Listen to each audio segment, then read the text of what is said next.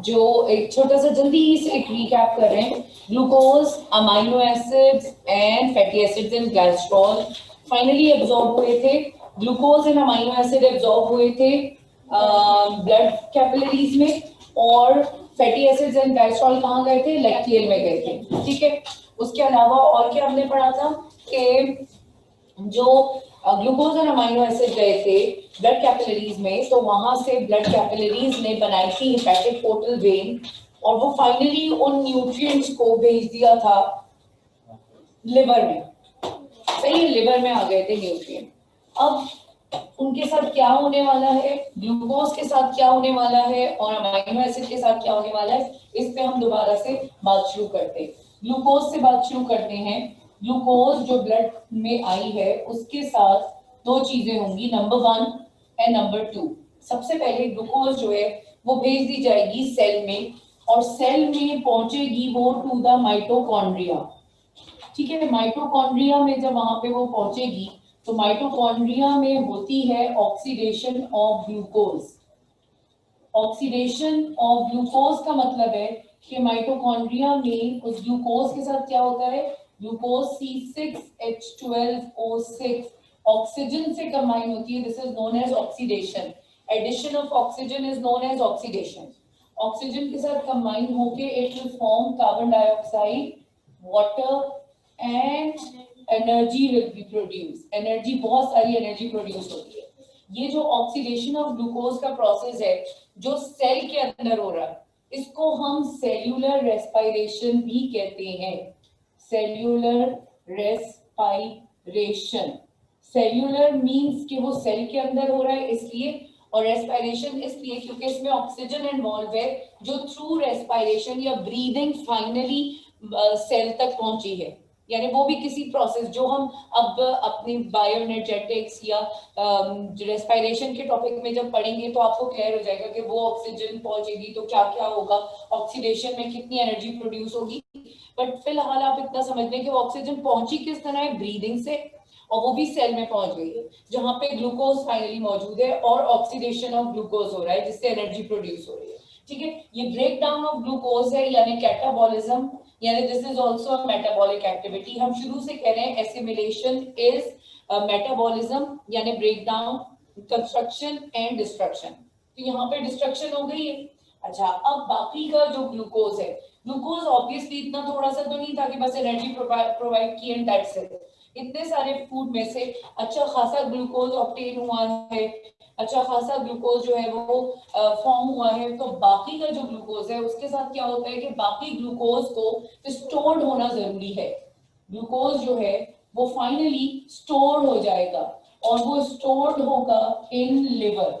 Liver के अंदर उसका स्टोर्ड होना जरूरी है, लेकिन वो ग्लूकोज कभी भी ग्लूकोज की फॉर्म में स्टोर्ड नहीं होता।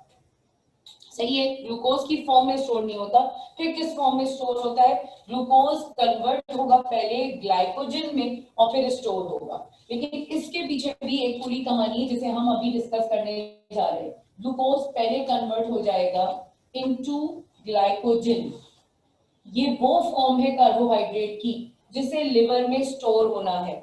ग्लूकोज की फॉर्म में या किसी भी और फॉर्म में कार्बोहाइड्रेट लिवर में स्टोर नहीं हो सकता, सिर्फ ग्लाइकोजन की फॉर्म में स्टोर हो सकता है। इसके ग्लूकोज से कन्वर्ट होना है ग्लाइकोजन में।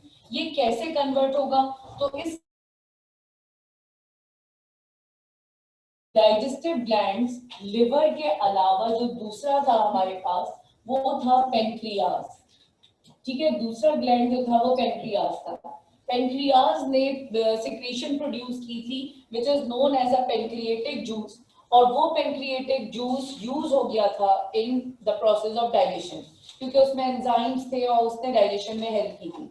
इसके अलावा पेनक्रियाज का ये दूसरा फंक्शन है जो डाइजेस्ट ऑलरेडी डाइजेस्टेड फूड यानी न्यूट्रिएंट के साथ वो करने जा रहा है। और वो क्या होता है कि जो पेनक्रियाज की इनर वॉल होती है, हम ये बात पहले पढ़ चुके हैं ना कि जितने भी ऑर्गन्स हैं उनकी इनर वॉल में कुछ स्पेशलाइज्ड सेल्स होते हैं जो सिक्रीशन प्रोड्यूस करते हैं। जैसे स्टमक की वॉल ने HCl प्रोड्यूस किया था, इंटेस्टिनल वॉल ने इंटेस्टिनल जूस प्रोड्यूस किया था। इसी तरह पेनक्रियाज की वॉल में भी कुछ स्पेशलाइज्ड सेल्स होते हैं और वो कहलाते हैं आइलेट्स ऑफ लैंगरहैंस, उन सेल का नाम होता है आइलेट्स ऑफ लैंगरहैंस। और इनका काम क्या होता है, ये दो सिक्रीशन प्रोड्यूस करती हैं, यानी ये दो तरह के लिक्विड प्रोड्यूस करते हैं। एक लिक्विड होता है इंसुलिन और दूसरा लिक्विड होता है ग्लूकागॉन। किसी ने इंसुलिन का नाम पहले कभी सुना है क्या? कोई मेडिसिन दी जा रही होती है, इंजेक्शन दिए जा रहे होते हैं जो इंसुलिन होती है।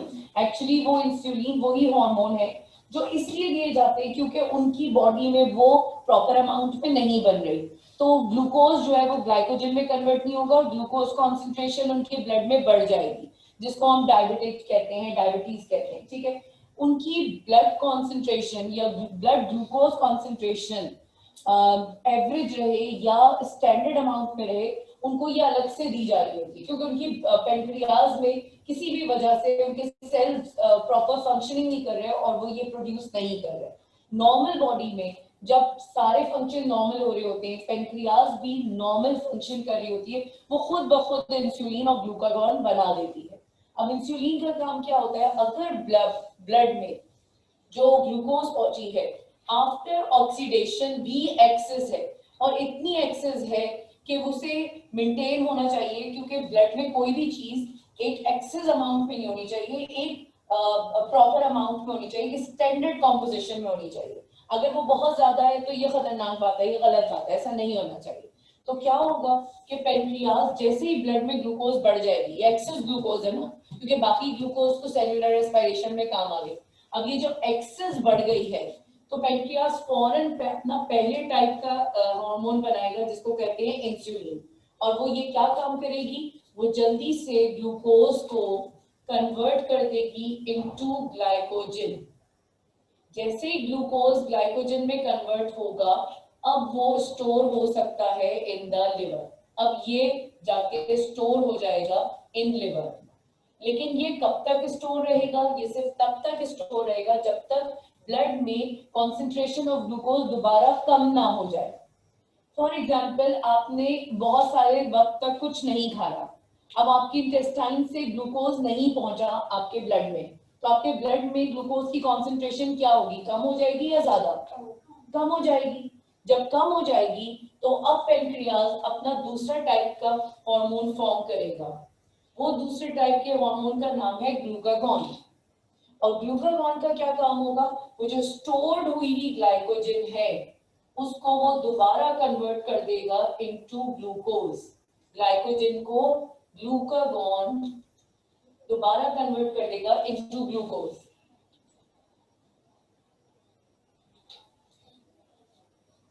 ये है पेनक्रियाज की दो सिक्रीशन और ये उनके काम है। रेगुलेशन ऑफ ब्लड ग्लूकोज, यानी जब ज्यादा होगी तो उसे दूसरी फॉर्म में कन्वर्ट करके स्टोर कर देना, अगर कम होगी ग्लूकोज लेवल ब्लड में तो फिर जो स्टोर्ड ग्लाइकोजन है उसको दोबारा ग्लूकोज में कन्वर्ट कर देना। This process is known as regulation of glucose concentration. Regulation of glucose concentration. अच्छा, ये क्यों जरूरी है रेगुलेशन ऑफ ग्लूकोज कॉन्सेंट्रेशन, क्योंकि हमने कहा ना ग्लूकोज में हर कंपोनेंट की कॉम्पोजिशन फिक्स होती है या एक स्टैंडर्ड अमाउंट में होती है। बहुत ज्यादा एक्सेस कॉम्पोजिशन या उसकी कॉन्सेंट्रेशन इज नॉट गुड, तो इसको मेंटेन करने के लिए ये पूरा प्रोसेस हुआ है। तो ग्लूकोज के साथ तो ये हो गया, सही है। अब दूसरी चीज क्या थी, अब दूसरी चीज थी अमाइनो एसिड्स। अमाइनो एसिड्स भी पहुंचे ना ब्लड में। अमाइनो एसिड्स के साथ क्या होगा, अमाइनो एसिड के साथ भी दो काम होंगे, नंबर 1 एंड नंबर 2। पहला काम क्या है अमाइनो एसिड के साथ, अमाइनो एसिड को भी फाइनली ब्लड में पहुंचे, मतलब ये भी पहुंच गए सेल में। सेल में पहुंचने का मतलब अमाइनो एसिड कहाँ जाएंगे, अमाइनो एसिड से बनेगा क्या, चले पहले ये गेस करें। What are amino acid meant for, क्या करते हैं, किस लिए जरूरी है? और कुछ नहीं है, तो कुछ कुछ सही कह रही है बट एक्चुअली वो क्या काम कर रहे होते हैं जिसकी वजह से रिपेयरिंग होती है या ग्रोथ होती है? सॉरी, जोर से बोलो। सोचें, अमाइनो एसिड का अच्छा रिलेशन किससे है? अगर ये मोनोमर है, इसका पॉलीमर क्या है?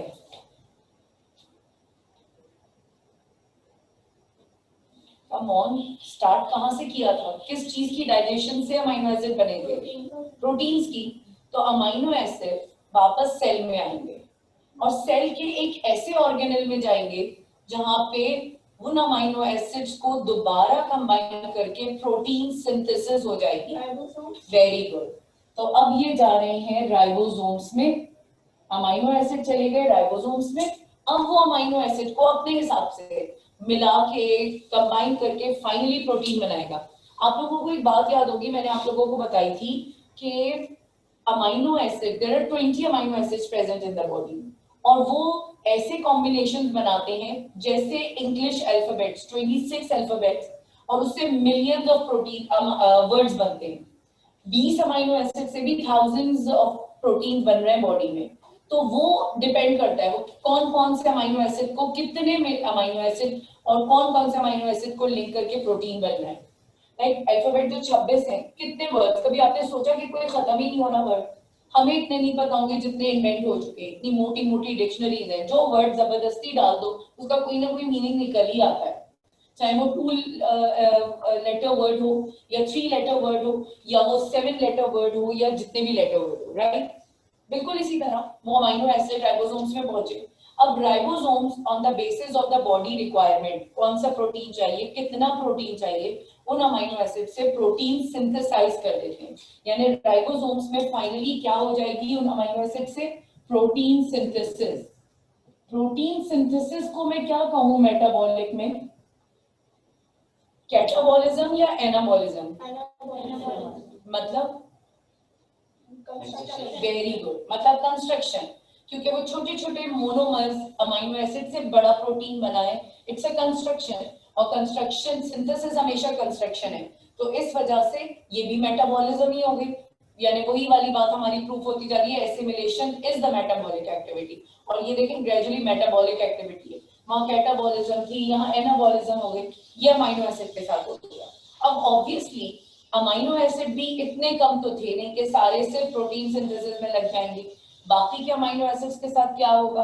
तो बाकी के अमाइनो एसिड के साथ ये होगा, पहले तो मुझे ये बताएं कि मैंने आप लोगों को प्रोटीन पढ़ाते हुए अमाइनो एसिड का एक जनरल स्ट्रक्चर बताया था ना, यानी ये वाला CHR COOH और NH2 बताया था, ठीक है?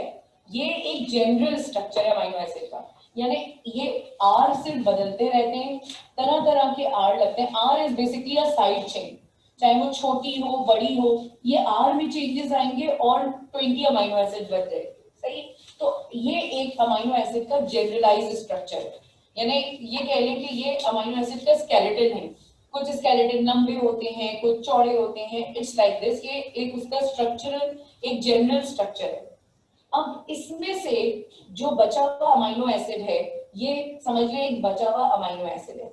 इसके साथ होने क्या वाला है? इसके साथ ये होने वाला है कि जो इसका अमाइन ग्रुप है, ये वाला पार्ट अमाइन होता है ना, this is carboxylic and this is a side chain R, ठीक है? तो ये जो इसका अमाइन ग्रुप है, ये उसमें से निकल जाएगा, यानी ये ब्रेक हो जाएगा। ये अमाइनो एसिड, जो भी अमाइनो एसिड है, कोई सा भी अमाइनो एसिड है, ये ब्रेक हो जाएगा। और ब्रेक होने के बाद इसका अमाइन ग्रुप अलग हो जाएगा, अमाइन ग्रुप अलग हो जाएगा। ये अमाइन ग्रुप जो है वो वो अमोनिया बना सकता है, ठीक है? वो चेंज हो सकता है अमोनिया में, लेकिन हो नहीं पाएगा चेंज, क्योंकि ये जो अमोनिया है ना, ये दरअसल है toxic gas. This is a toxic gas. तो लिवर क्या करेगा कि वो अमोनिया में चेंज होगा भी अगर, तो क्विकली उस अमोनिया को वो चेंज कर देगा into urea, into urea. It's a soluble solid जो क्विकली ब्लड में सॉल्युबल हो जाएगा, सही? क्यों किया लिवर ने ऐसा? इसलिए ताकि कहीं ये टॉक्सिक गैस बॉडी में ना रह जाए। Toxic means it is dangerous, इसको नहीं रहना चाहिए बॉडी में। इसलिए जैसे ही वो माइक्रोब बना और अमोनिया बनी, उसने फौरन लिवर में, ये लिवर ने सिंथेसाइज किया है, लिवर सिंथेसाइज यूरिया, लिवर ने फौरन उस अमोनिया को चेंज कर दिया यूरिया में। अब यूरिया ने कुछ करना नहीं है बॉडी में, ये कोई यूजफुल चीज नहीं है जो कन्वर्ट कर दी गई है, लेकिन एटलीस्ट ये वो सॉल्युबल सॉलिड है, सॉल्युबल सॉल्यूट है जो ब्लड में डिसॉल्व हो गया है। और अब ब्लड से ये urea along with the blood finally चली जाएगी किडनी में, जहां से ये फिल्टर होके फॉर्म हो जाएगी यूरिन में और एक्सक्रीट आउट हो जाएगी। यानी वो यूजलेस चीज जो टॉक्सिक गैस बना लेती, उसको वो टॉक्सिक गैस बनने से बचाकर यूरिया बनाया, और यूरिया को हमने फिल्टर करके बॉडी से ही बाहर निकाल दिया, क्योंकि इसका कोई काम ही नहीं था। और वैसे भी ये जो कुछ टॉक्सिक है वो वेस्ट प्रोडक्ट है, और टॉक्सिक वेस्ट प्रोडक्ट को तो बाहर निकलना ही है, तो वो फाइनली वो अपने रास्ते अपने प्रोसेस से एक्सक्रीट आउट हो गई। बात समझ आ रही है? अच्छा, अब बाकी बचा ये वाला पार्ट, बहुत सारे कार्बन, बहुत सारे ऑक्सीजन और बहुत सारे हाइड्रोजन, ये सारे मिल मिला के फाइनली दोबारा चेंज हो जाएंगे इनटू ग्लूकोज। और ग्लूकोज का तो कोई मसला ही नहीं है, अगर वो एक्सेस नहीं है तो वो ऑक्सीडेशन में यूज हो जाएगा, और अगर वो एक्सेस है तो वो ग्लाइकोजन में चेंज होके स्टोर हो जाएगा।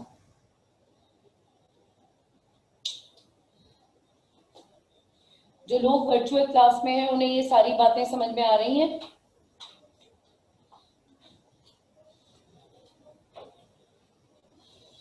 जी, महक ये समझ में आया है? अरसलान, जारा, पूरा प्रोसेस अब तक जो हमने पढ़ा है इसमें कोई डिफिकल्टी? जारा,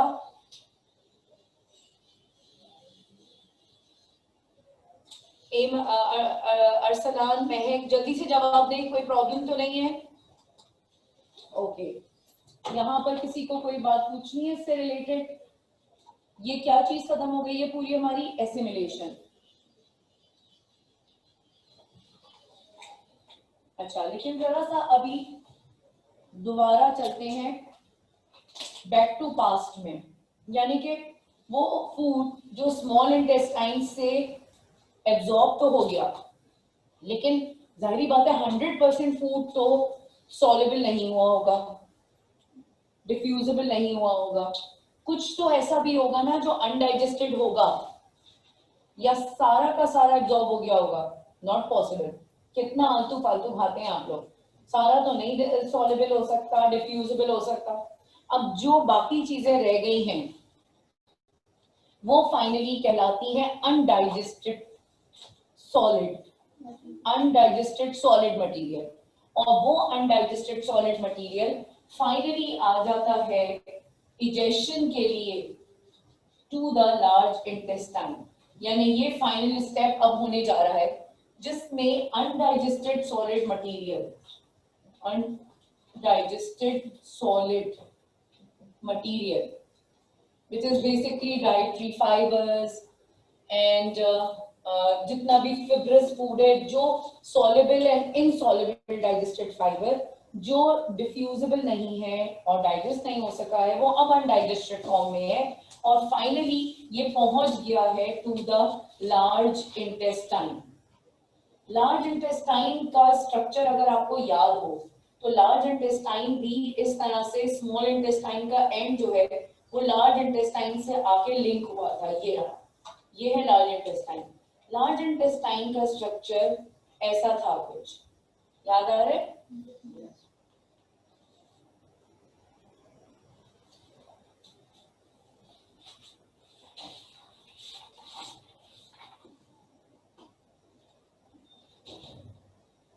अच्छा, यहाँ पे एक छोटा सा स्ट्रक्चर था जो मैंने कहा था एक नॉन फंक्शनल पार्ट है ह्यूमन बीइंग्स में, और वो कहलाता है अपेंडिक्स।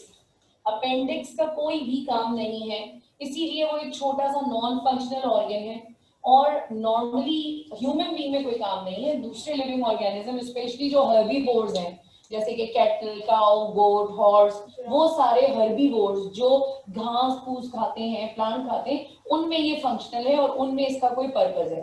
ह्यूमन बीइंग में इसका कोई पर्पस नहीं है। फिर उसके बाद जो है वो आपके आता है ये पूरा ऑर्गन जो लार्ज इंटेस्टाइन का है, this is known as a colon. सही है। इसमें ये कोलन को जो है हमने 3 पार्ट्स में डिवाइड किया है। दिस इज नोन एज, ये जो ऊपर की साइड पे जा रहा है पार्ट, इसे हम कहते हैं असेंडिंग कोलन। Ascending colon. फिर जो ये इधर स्ट्रेट है इसे हम कहते हैं ट्रांसवर्स कोलन, और जो ये नीचे की साइड पे आ रहा है इसे हम कहते हैं डिसेंडिंग कोलन। ठीक है, तो ये दरअसल कोलन या लार्ज इंटेस्टाइन है। ये इतने सारे फोल्ड्स में क्यों है? इतने सारे फोल्ड्स में होने की वजह से अगेन सरफेस एरिया इंक्रीज हो रहा है, एब्जॉर्प्शन यहाँ पे भी होगी। पहले फूड, अनडाइजेस्टेड फूड इस तरफ मूव करेगा ऊपर की साइड पे, इसलिए हम इसको कह रहे हैं असेंडिंग कोलन। फिर उसके बाद वो फूड मूव करेगा ट्रांसवर्स, यूज ट्रांसवर्स डायरेक्शन। फिर उसके बाद वो फूड मूव करेगा इन डिसेंडिंग ऑर्डर। अब फाइनली आ जाएगा रेक्टम में। लेकिन इस वक्त जब ये असेंडिंग, ट्रांसवर्स और डिसेंडिंग ऑर्डर में मूव कर रहा था, इस वक्त एक काम हो रहा था, और वो ये था कि अभी भी उस अनडाइजेस्टेड फूड में अगर इस सॉलिड मटेरियल में फर्दर कोई वाटर एंड मिनरल सॉल्ट्स मौजूद हैं, water and minerals are absorbed in large intestine, absorbed in large intestine. तो वो इस तरह ऊपर नीचे साइड में घूमने से जितने भी वाटर और मिनरल सॉल्ट्स हैं फाइनली वो भी एब्सॉर्ब हो गए हैं लार्ज इंटेस्टाइन में, फाइनली वो भी एब्सॉर्ब हो गए। Water and mineral salts are absorb in the large intestine, पहले ऊपर जाकर फिर ट्रांसफर, फिर नीचे यूं आके अब जितने भी इसमें वाटर एंड मिनरल सॉल्ट रह गए थे, अभी भी अगर मतलब कुछ बचा रह गया था तो वो भी फाइनली एब्सॉर्ब हो गया ब्लड में। जब तक ये रेक्टम में पहुंचा है अब ये सॉलिड वेस्ट है। अब this is known as a solid waste, और solid waste through the opening known as anus जो है वो इजेक्ट आउट हो जाएगा, ejection, removal of the solid waste from the body, solid undigested waste which is not useful, undigested है, मजीद इसने absorb भी नहीं होना है, किसी काम का नहीं है, तो वो पहले रेक्टम में स्टोर हो जाएगा for some time. And due to the bowel movement, bowel movement वही है जो स्टार्ट हुई थी इसोफेगस से पेरिस्टेल्सिस, वो फाइनली उसको फॉरवर्ड डायरेक्शन में मूव करेगी, and there is a bowel movement which finally help out the solid undigested waste to remove out of the body. ठीक है रीना?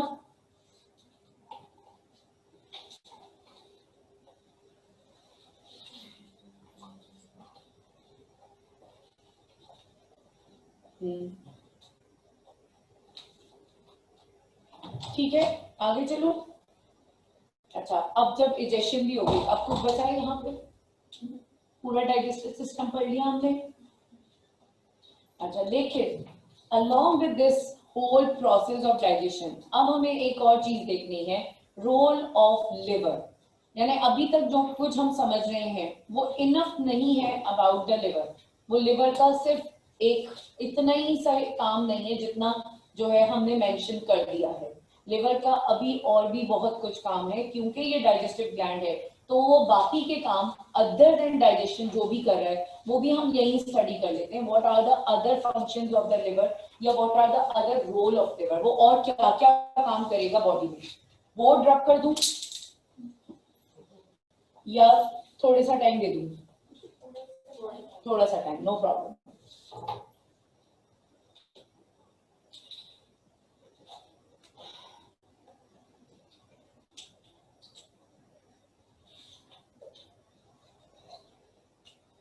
बीमारी भी तो होती है, सॉरी। अच्छा, अभी हम जब डिसऑर्डर ऑफ गट पढ़ेंगे ना, वहां पे अपेंडिक्स से रिलेटेड क्या डिसऑर्डर है मैं वहां पे बताऊंगी आप लोगों को।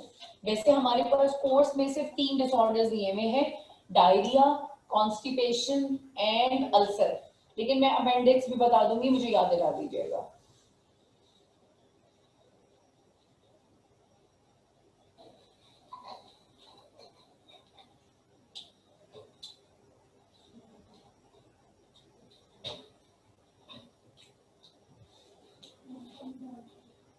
सही है भाई, अब मिटा दूं?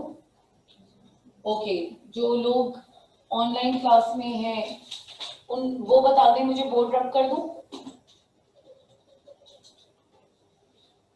मुझे कहते कि मैं पिक्चर लेके सेंड कर देती हूं, 3 मिनट पहले।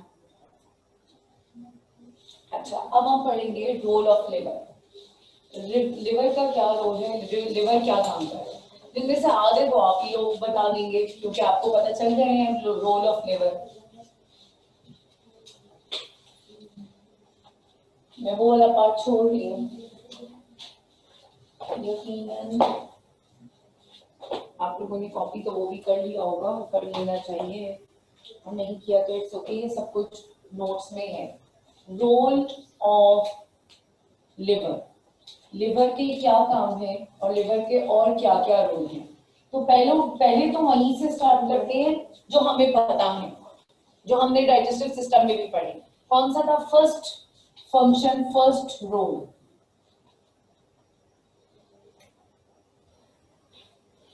अरे ऐसे बन गए जैसे आज पहली दफा मैं बात कर रही हूँ लिवर की। क्या करता है लिवर भाई? ग्लूकोज को स्टोर करना।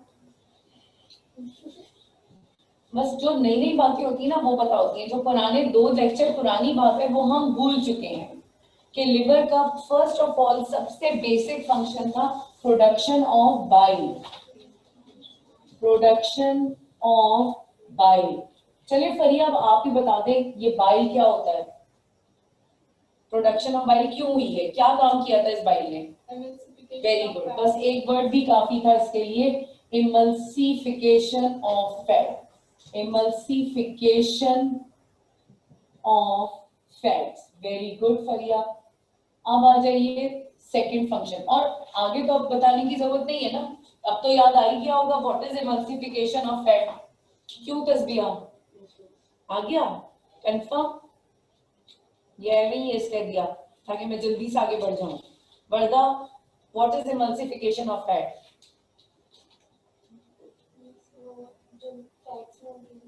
हाँ, जो ऐसे ना कहो, मैं तो मुझे तो ऐसी फीलिंग आ रही है जैसे मैंने कुछ पढ़ाया ही नहीं इतने दिन से। तैयबा बोलो, what is emulsification of fat? नहीं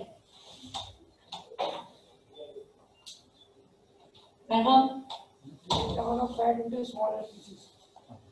larger particle, larger molecule of fat is finally broken down into smaller droplet, smaller pieces। क्योंकि अगर वो स्मॉलर पीसेस में नहीं हुए तो उनकी फर्दर आगे डाइजेशन नहीं होगी, तो उसको हम एमल्सिफिकेशन ऑफ फैट कहते हैं। हो गई बात समझ? इसके अलावा बाइल जो है वो इंटेस्टिनल मीडियम को या इंटेस्टाइन की पीएच को न्यूट्रल या अल्कलाइन भी करता है, क्योंकि फूड स्टमक से एसिडिक आया था और बाइल की वजह से ही वो अल्कलाइन या न्यूट्रल हो गया। सही है। सेकेंड फंक्शन क्या है? ये तो बाइल का फंक्शन हो गया जो लिवर प्रोड्यूस कर रहा है, प्रोडक्शन ऑफ बाइल। लिवर का दूसरा काम, लिवर का सरफेस एरिया इंक्रीज, किसका? बाइल का। मिक्स कर दिया शायद लेक्चर। अच्छा, बाइल का दूसरा, सॉरी, लिवर का दूसरा काम क्या था? Regulation of glucose concentration in blood. ठीक है, regulation of glucose concentration in blood. और वो किस तरह से? और वो इस तरह से कि इधर हो रही है storage of glucose in the form of glycogen, storage of glucose in the form of glycogen। Glycogen की फॉर्म में जितनी भी एक्सेस ग्लूकोज है जो ब्लड में ज्यादा कॉन्सेंट्रेशन में आ गई है, उसको फाइनली स्टोर हो जाना इन लिवर। लिवर स्टोर कर रही है वो एक्सेस ग्लूकोज को, ग्लाइकोजन में कन्वर्ट होने के बाद ग्लाइकोजन की फॉर्म में स्टोर कर रही है लिवर में। ठीक है, this is the second function of the liver और second role of the liver. ठीक है, ओके। तीसरा फंक्शन क्या था? सोचिए, अभी पढ़ी है सारी बातें, अभी पढ़ रहे हैं हम लोग। थर्ड फंक्शन,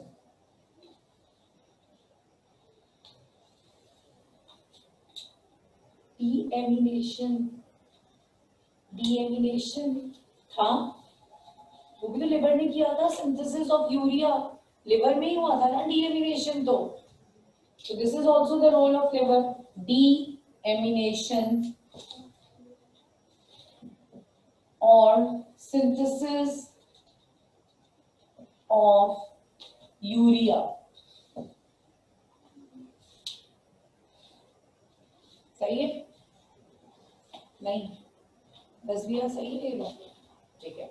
डीएमिनेशन और सिंथेसिस ऑफ यूरिया, ये थर्ड फंक्शन हो गया। अब दो और फंक्शन है जो आपने नहीं पढ़े और वो मैं ही बताने जा रही हूँ, तो अब टेंशन में मत आओ, मजीद कोई क्वेश्चन नहीं पूछ रही, सिर्फ मैं ही बता रही हूँ।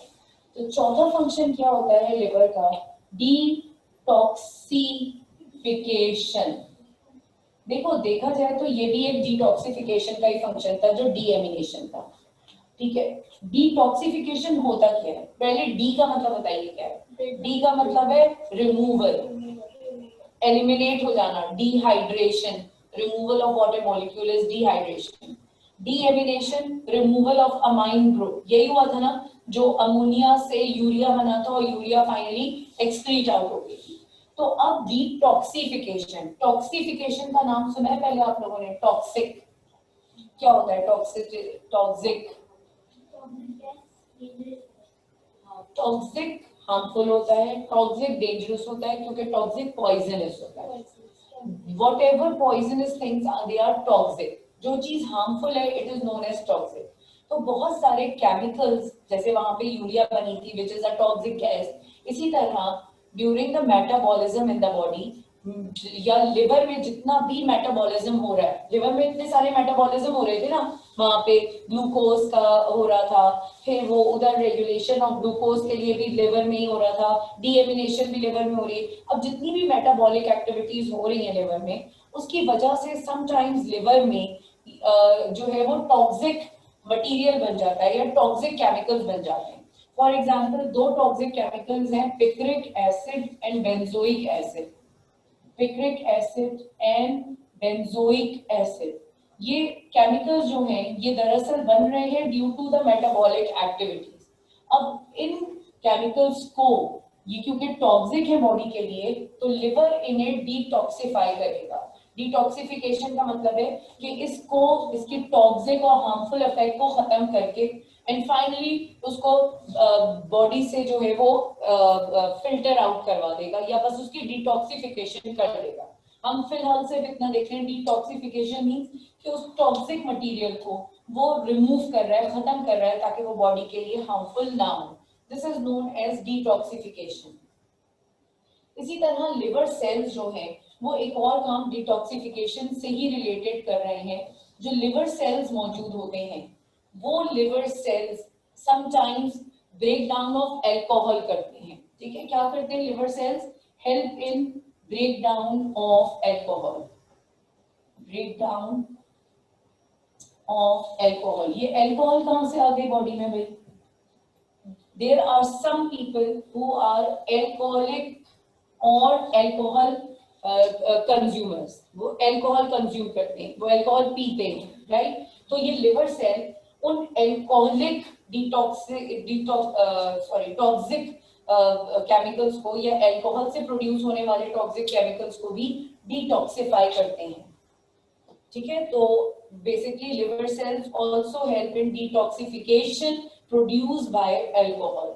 जो अल्कोहल कंज्यूमर्स हैं उनकी बॉडी में ऐसे टॉक्सिक केमिकल्स बनते हैं which is harmful for the body, और लिवर ही उन्हें भी डिटॉक्सिफाई करता है। And after a long detoxification, अगर वो अल्कोहलिक टॉक्सिन्स को ही डिटॉक्सिफाई करता रहा तो लिवर सेल्स डैमेज हो जाते हैं। ऐसे लोग जो बहुत ज्यादा अल्कोहल कंज्यूम करते हैं उनके लिवर खराब हो जाते हैं। द रीजन इज क्योंकि लिवर सिर्फ बेचारा एक ही काम करता रह जाता है, अपने बाकी सारी जॉब्स को छोड़ छाड़ के उनके अल्कोहलिक टॉक्सिन्स को डिटॉक्सिफाई करता रहता है, आखिर में उसकी सेल तबाह बर्बाद हो जाती है। सही है, तो दिस इज डिटॉक्सिफिकेशन। कोई क्वेश्चन पूछना है? Does it make sense? Detoxification कहाँ हुई, किस चीज की डिटॉक्सिफिकेशन हुई? ठीक है, अच्छा अब आखिरी इसका रोल क्या होता है, ये भी एक रोल ऐसा है जो तुम लोगों के लिए न्यू है, but because this is a role of liver, इस वजह से हम इसको भी स्टडी कर रहे हैं। दूसरा रोल होता है इसका storage of iron, storage of iron. Iron हमारे ब्लड में मौजूद है, iron it's a mineral linked with the haemoglobin. पढ़ा था ना मिनरल डेफिशिएंसी में कि अगर आयरन की डेफिशिएंसी हो जाएगी तो बॉडी एनेमिक हो जाएगी, क्योंकि आयरन कम होने की वजह से कम आरबीसी सिंथेसाइज होंगे, and this is basically anaemic condition. कम आरबीसी सिंथेसाइज होंगे, कम ऑक्सीजन ट्रांसपोर्ट होगी, बॉडी वीक होती जाएगी, ऑटोमेटिकली बॉडी एनेमिक हो जाएगी। आयरन सिंथेसाइज होता है, आयरन न्यूट्रिएंट से मिलता है, it's a form of a mineral. इसके अलावा अब आयरन जो है वो लिवर स्टोर भी करता है। लिवर के पास आयरन आता कहाँ से, this is the main thing, iron कहाँ से आ रहा है, जो लिवर स्टोर कर रहा है, यानी लिवर भी सप्लाई करता है iron for the synthesis of haemoglobin. लेकिन लिवर के पास आयरन कहाँ से आ रहा है, ऑब्वियसली वो डायरेक्ट मिनरल नहीं है जो एब्जॉर्ब हो रहा है लिवर में, बल्कि होता ये है कि समटाइम्स हमारी बॉडी में जो आरबीसीज हैं जो ड्यू टू एनी रीजन टूट जाते हैं, वॉर्न आउट होते हैं, डैमेज हो जाते हैं। जब आरबीसी डैमेज हो गए तो अब उनको उठा के कूड़े में तो हम फेंक नहीं रहे ना, अब बॉडी की हर चीज जो है वो इम्पोर्टेंट है, और यहाँ पे भी हम उसको वैसे ही रिसाइकिल कर रहे हैं जैसे हम बहुत सारी चीजों को रिसाइकिल करते हैं। जैसे कि हम अपने यूज किए हुए मास्क को जो है वो चार्जर के साथ लटका के और फोन चार्ज कर लेते हैं, तो इसी तरह हम डेबिट, हाँ हाँ सबरीना तुम्हें पता नहीं है, ये बहुत ही यूजफुल फंक्शन है, वरना हाँ वही, तो वरना आपको टेबल ढूंढनी पड़ती है चार्जर मोबाइल रखने के लिए, और अगर टेबल ना हो तो पता नहीं कहाँ कहाँ लटका के और मोबाइल को बस चार्ज पे लगाना होता है। तो उसके लिए बेस्ट है आप अपना ये जो यूज किए हुए मास्क होते हैं ना, इसको यूं फोल्ड करें, थैली की तरह से बना ले और उसको चार्जर पे फिक्स करें। जैसे कि फॉर एग्जाम्पल ये चार्जर है ना, यहाँ थैली की तरह लटका होगा और आप चार्जर के साथ मोबाइल लगा के उसको लटका दिया, ठीक है। और फिर भी आपको जरूरत हो, आपकी दोस्तें आपको ग्रुप पे पिक्चर भेज देंगी, बहुत कॉमन वायरल पिक्चर है वो recycling of the face mask की। एनीवे जरा वापस आइए यहाँ पे। तो अब क्या हो रहा है कि हमारी बॉडी के जितने भी डैमेज आरबीसीज हैं, वो डैमेज आरबीसीज जो हैं वो फाइनली भेज दिए जाते हैं स्प्लीन में। जरा आप ये देखिएगा, डैमेज आरबीसीज डैमेज होंगे जरूर, किसी भी वजह से हो सकते हैं, डैमेज आरबीसी को भेज दिया जाता है एक और ऑर्गन में जिसे हम कहते हैं स्प्लीन। पहली दफा नाम सुना होगा। ये क्या चीज होती है, एक ये छोटा सा ऑर्गन है जो लिवर के पास ही एलिमेंट्री कैनाल के साथ लगा हुआ है, just not a part of alimentary canal, ये बेसिकली एक नोड है। ठीक है, जितना भी जैसे हम आगे जब ट्रांसपोर्ट का चैप्टर पढ़ेंगे ना तो हमें पता चलेगा हमारी बॉडी में जगह जगह पे नोड्स हैं, दे आर लाइक डस्टबिन्स। जो भी कूड़ा कबाड़ बॉडी में टॉक्सिक मटेरियल या बैक्टीरिया या कोई भी चीज एंटर हो रही है वो फाइनली उन डस्टबिन्स तक पहुंचती है। तो ये भी एक लिम्फ नोड है, ये भी एक नोड है। तो वो जो डैमेज आरबीसीज हैं वो पहुंच गए स्प्लीन में, स्प्लीन उनको थोड़ी देर के लिए स्टोर करेगा, थोड़ी देर के लिए स्टोर करने के बाद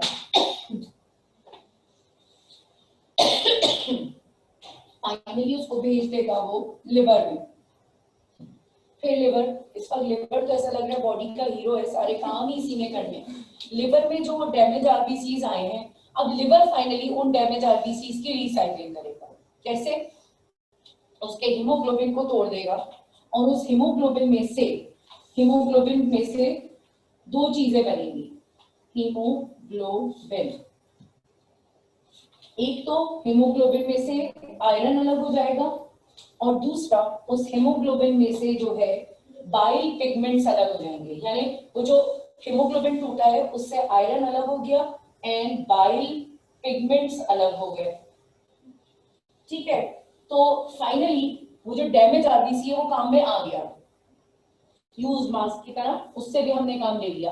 अब ये जो आयरन लिवर ने अलग किया है ये for the time being liver में स्टोर हो जाएगा, और जब जरूरत होगी नए हीमोग्लोबिन सिंथेसिस की तब ये आयरन अवेलेबल होगा। उन्हीं जबरदस्ती बकरीद के बाद घर में कलेजियां खिलाई जाती हैं, which is basically a sheep liver. उसमें इतना सारा आयरन होता है और पता नहीं होता है नहीं होता, लेकिन हमें तो डांट डांट के खिलाई जा रही होती है कि बहुत जरूरी है, इसमें बहुत आयरन है। ठीक है, तो लिवर जो है वो बहुत सारा आयरन स्टोर कर रहा है और वो इसी तरह कर रहा है कि आए शायद पकड़ के इम्तियाज से लाके नहीं आयरन जमा कर लिया उसने, तो जो डैमेज आरबीसीज हैं उससे फाइनली ये आयरन रिस्टोर हुआ है। सही है, तो ये था लिवर का काम। तो लिवर इज द, इतने काम आने चाहिए तब वो हीरो होते हैं। समझ आई बात? मेसेंट्री का पार्ट है ना? नॉट एग्जैक्टली मेसेंट्री का पार्ट है। मेसेंट्री तो वो मेम्ब्रेन है जो स्मॉल इंटेस्टाइन और एलिमेंट्री कैनाल के पार्ट्स को जोड़ के रखी है। वहीं पे एक छोटा सा पार्ट है, नोड है एक तरह से। ठीक है, जब आप ट्रांसपोर्ट के चैप्टर में हम वो ब्लड वाला चैप्टर पढ़ेंगे ना, वहां पे इंट्रोड्यूस करेंगे कि स्प्लीन क्या होती है, अगर आपकी बुक में इसकी डिटेल्स हैं तो। ठीक है, तो फिर स्प्लीन क्या होती है, वो क्या कर रही है, बस मैंने कहा ना एक सिंपल वर्ड में, जैसे आपने लिवर को हीरो कह दिया है, वैसे लिम्फ नोड जो है वो बॉडी के डस्टबिन हैं। ठीक है, वो सारा माल जो है वो जमा हो रहा है और जिन्होंने फाइनली जो है वो बॉडी से रिमूव होना है। और बॉडी के क्लीनर्स कौन है? बॉडी के क्लीनर्स कौन है? सोल्जर्स कौन है? बस रहने दो, तुम लोग तो ऐसे ही हैं। जी जी जी, शुक्रिया। सही है, बातें समझ में आ रही है सबको?